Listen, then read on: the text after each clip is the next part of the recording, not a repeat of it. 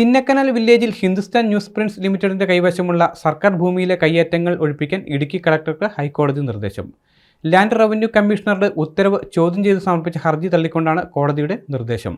സംഭവത്തിൽ കൃത്രിമം കാട്ടിയെന്നും സർക്കാർ ഉദ്യോഗസ്ഥരുടെ സഹായത്തോടെ വ്യാജരേഖ ചമച്ചെന്നും ഹൈക്കോടതി ചൂണ്ടിക്കാട്ടി.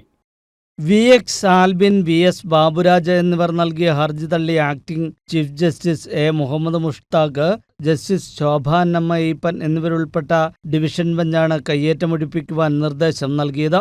ഭൂമി HNLന് സർക്കാർ പാട്ടത്തിന് നൽകിയതാണെന്ന് ലാൻഡ് റവന്യൂ കമ്മീഷണർ വ്യക്തമാക്കിയിരുന്നു. സ്ഥലത്തിന് അവകാശമുന്നയിക്കാൻ സ്വകാര്യ കക്ഷികൾ പട്ടയമുണ്ടാക്കിയെന്നും ഭൂമാഫിയുമായി ഒത്തുകളിച്ച റവന്യൂ രജിസ്റ്ററിൽ മാറ്റം വരുത്തിയ ഉദ്യോഗസ്ഥർക്കെതിരെ നടപടിയെടുക്കണമെന്നും കമ്മീഷണർ ഉത്തരവിട്ടു. പട്ടയം വ്യാജമാണെന്ന് കണ്ടെത്തിയതിനെ തുടർന്നായിരുന്നു ഉത്തരവ്. വനം വകുപ്പിന്റെ കൈവശമുണ്ടായിരുന്ന 51 ഹെക്ടർ സ്ഥലമായിരുന്നു സർക്കാർ HNLന് അനുവദിച്ചത്. ആൽബിന് 2 ഏക്കർ 30 സെന്റ് സ്ഥലത്തിനും ബാബുരാജ് 3 ഏക്കർ 25 സ്ഥലത്തിനുമാണ് അവകാശവാദം ഉന്നയിച്ചത്.